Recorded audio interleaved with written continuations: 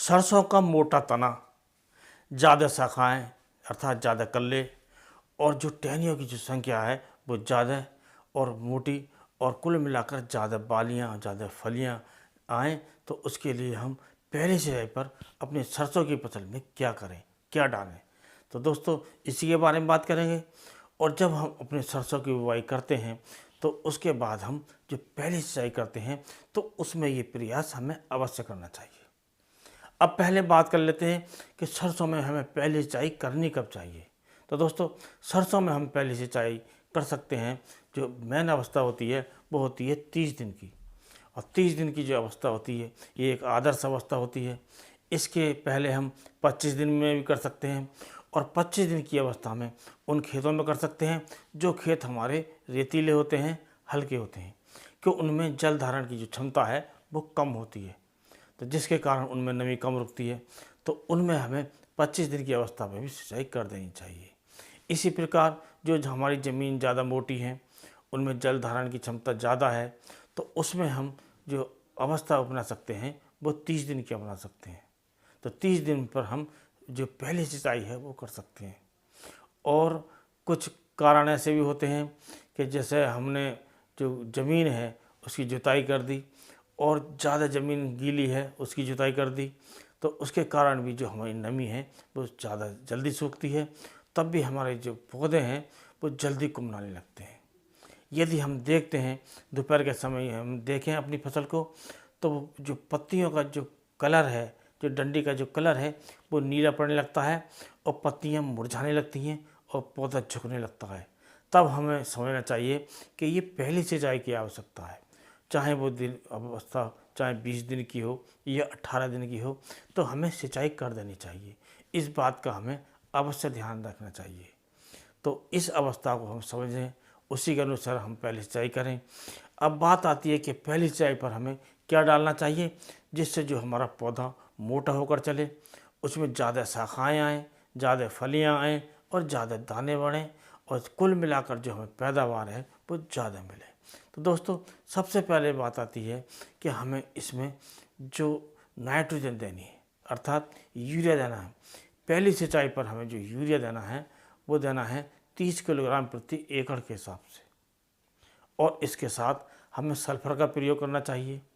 जो किसान भाई बुवाई के समय सल्फर प्रयोग नहीं कर पाए हैं उन्हें इस समय यूरिया में मिलाकर सल्फर प्रयोग करना चाहिए। और सल्फर की मात्रा आप ले सकते हैं 5 किलोग्राम प्रति एकड़ के हिसाब से। और आप यूरिया में मिलाकर आप अपनी जो ज़मीन है, जो सरसों खड़ी है, उस पर आप बिखेर कर और सिंचाई कर दें, तो आपकी ये जो सरसों हैं उसका जो कलर वो तेज़ होगा और उसकी जो हरियाली है वो ज़्यादा दिखाई देगी और इसकी जो मोटाई है सरसों की वो ज़्यादा बढ़ेगी। और इसके साथ साथ जो कलियां हैं, जो ज़्यादा कल्ले हैं और जो शाखाएं हैं वो ज़्यादा निकलेंगे और कुल मिलाकर जो हमारा सरसों का पेड़ है वो अच्छे से विकास करेगा। कुल मिलाकर हमें ज़्यादा पैदावार मिलेगी। तो आप इस बात पर अवश्य ध्यान दीजिए कि हमें जो सिंचाई है वो समय पर करनी चाहिए। और हमारे किसान भाई कभी कभी जल्दी सिंचाई कर देते हैं। जल्दी सिंचाई करने से भी हमारे जो सरसों हैं वो पीली पड़ने लगती है, ज़्यादा विकास नहीं कर पाती है। इसी प्रकार कुछ किसान भाई लेट सिंचाई करते हैं। यदि हम लेट सिंचाई करते हैं तब भी हमारी सरसों है वो पतली होकर लंबी बढ़ने लगती है। उसकी जो तने का जो मोटाई है वो नहीं बढ़ पाता है और उसमें शाखाएं जो निकलती हैं वो कम निकलती हैं। कुल मिलाकर हमें ज़्यादा उत्पादन नहीं मिल पाता है। तो इसलिए हमें जो सिंचाई है वो समय पर करनी चाहिए। और इस बात का हमें अवश्य ध्यान रखना चाहिए कि हम जो पहली सिंचाई है उसमें अपनी जो नाइट्रोजन है अर्थात जो यूरिया है उसका प्रयोग करना चाहिए और सल्फर का भी प्रयोग करना चाहिए। यदि आपने सल्फर का प्रयोग पहले कर लिया है तो इस समय सल्फर का प्रयोग न करें, तो इस समय आप माइक्रोन्यूट्रिएंट्स का प्रयोग करें, जिंक का प्रयोग करें। यदि आप ऐसा करते हैं तो आपकी सरसों अच्छे से ग्रोथ करेगी, कल्ला इसका मोटा होकर चलेगा और आपकी जो सरसों हैं उसमें ज़्यादा शाखाएँ मिलेंगी। कुल मिलाकर ज़्यादा फूल, ज़्यादा कलियाँ, ज़्यादा फलियाँ मिलेंगी, जिसके कारण जो आपका जो उत्पादन है वो बढ़ेगा।